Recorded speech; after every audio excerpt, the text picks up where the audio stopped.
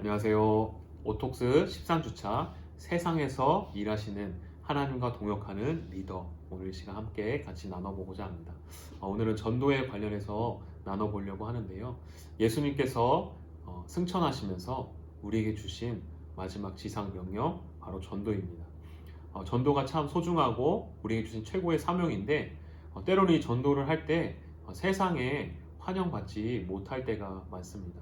우리가 왜 그렇게 환영받지 못하는지 이유를 함께 살펴보고, 또 어떻게 전도할 것인지를 오늘 이 시간 같이 나눠보았으면 좋겠습니다. 전도는 왜 환영받지 못하는가? 책에서는 첫 번째, 영향력 잃은 성도의 모습 때문이라고 설명하고 있습니다. 복음은 단순히 입으로 전해지는 것이 아니라 우리의 행동과 행실과 전인격적인 모든 것을 통해서 전해지는 것이라고 말하고 있습니다. 그런데 때로는 그리스도인의 모습이 빛을 잃은 것처럼, 소금이 짠맛을 잃은 것처럼 그렇지 못할 때가 많이 있다고 합니다. 그래서 영화의 대사처럼 너나 잘하세요 라는 말을 세상으로부터 듣게 됩니다. 그런 교회와 성도에게 복음의 영향력이 없게 된다고 말하고 있습니다. 둘째는 우리의 비인격적인 행동 때문이라고 말합니다. 교회의 전도 행사를 보면 비신자들이 충격을 받을 때가 있다고 합니다. 익은지 안 익은지 한번 찔러본다. 한번 물면 놓지 않는다. 이런 말을 하는 것을 볼 때 비신자들이 충격을 받게 된다고 합니다. 복음은 존귀하고 가치 있는 하나님의 은혜이지만 비신자들을 대하는 성도들의 비인격적인 행동으로 영향력을 상실하게 된다는 것입니다. 세 번째로, 전도할 때만 관심을 갖는 이중성입니다.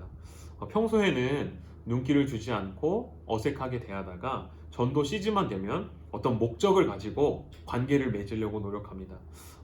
비신자들은 이러한 태도를 알고 있고, 이런 사람을 전도하기 위해서 이렇게 밑밥을 깔고 있구나, 낚시를 하고 있구나 라고 생각하게 된다는 것입니다. 네 번째로는 성도들의 배타적인 삶 때문이라고 말하고 있습니다. 성도들은 지역 주민으로도 살지 않고 또 동료들과도 어울리지 않는 경향이 있습니다. 이원론적인 신앙은 비신자 친구와 어울리는 것을 꺼리게 만듭니다.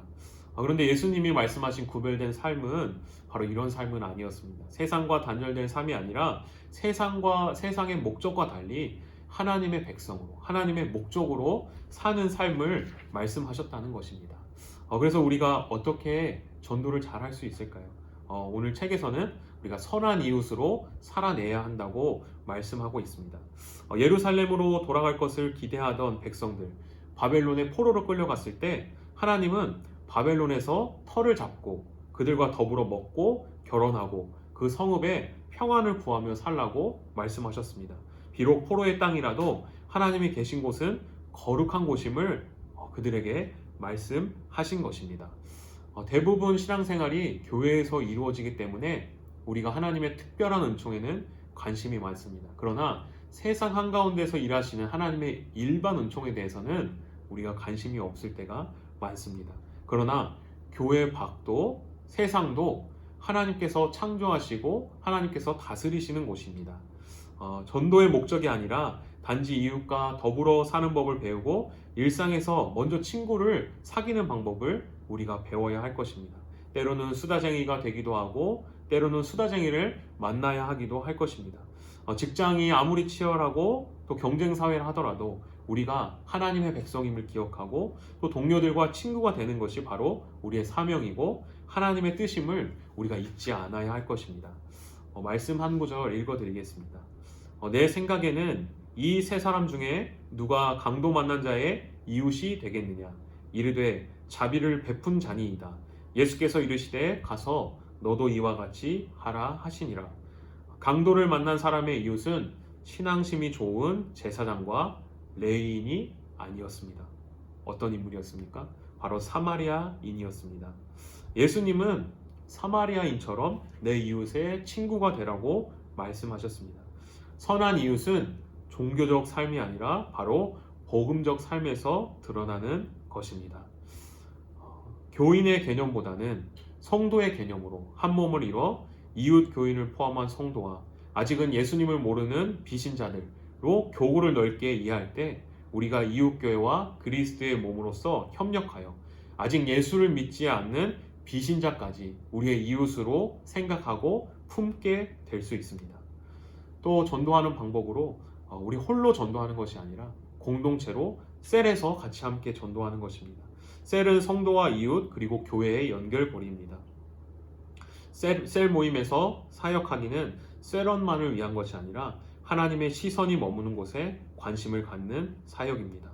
자신의 이웃을 위해서 기도하고 셀원과 함께 이웃의 친구가 되는 것이 바로 공통적인 과제입니다. 아는 사람이 없다지만 여전히 우리 주변에는 많은 이웃이 살고 있습니다. 그들과 담을 쌓지 않고 이웃으로 살아야 하는 것입니다. 전도는 낯선 사람이 아니라 내가 지속적으로 만나는 사람 혹은 같이 일하는 사람, 여러 가지 이해관계로 얽혀있는 사람에게 더 효과적이라는 통계가 있습니다.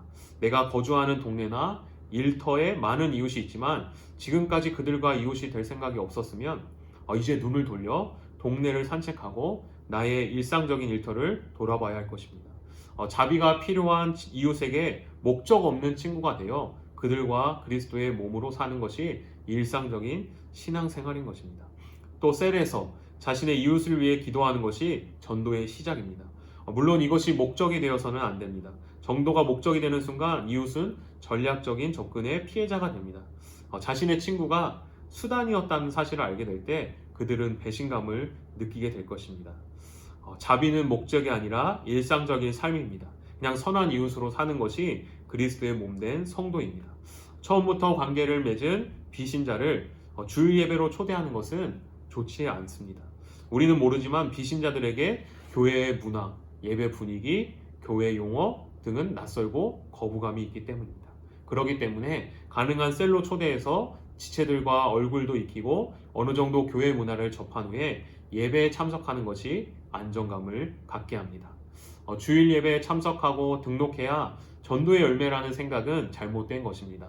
비신자가 예수 그리스도를 배우기 시작하는 것이 전도의 열매이며 성도로서 첫걸음을 내딛는 것입니다. 자신이 참석한 공동체에서 지체들과 관계를 맺고 그곳에서 머리이신 예수 그리스도를 만날 수 있도록 기회를 제공하는 것이 바로 전도 열매를 맺는 가장 바람직하고 빠른 길일 것입니다. 제가 기도하고 마무리하도록 하겠습니다. 전능하신 아버지 하나님, 우리를 주님의 제자로 불러주셔서 주의 복음을 전할 수 있는 사명을 허락하여 주시니 감사드립니다. 우리가 먼저 하나님의 복음 앞에 합당한 사람이 될 수 있도록 인도하여 주시고 복음을 통하여서 하나님의 사랑을 통하여서 예수 그리스도의 향기를 전하는 자들 될 수 있도록 인도하여 주시기를 원합니다. 또한 우리가 먼저 하나님 아버지 선한 이웃 될 수 있도록 인도하여 주시고 내 이웃이 누구인지를 살펴보고 그 이웃의 필요가 무엇인지를 바라볼 수 있는 사랑의 마음, 긍휼의 마음을 주시기를 원합니다. 하나님 아버지, 우리를 또한 해당 공동체로 오이코스로 불러주셨습니다. 나 혼자 전도하는 것이 아니라 그 오이코스 안에서 우리가 함께 기도 제목을 나누고 그 영혼을 구원하기 위하여서 서로 함께 뜨겁게 기도하고 또 그 안에서 먼저 교제하고 또 교회로 초청할 수 있도록 주님 인도하여 주시기를 원합니다. 모든 것들 주님께 맡겨드리며 예수님 이름으로 기도합니다. 아멘.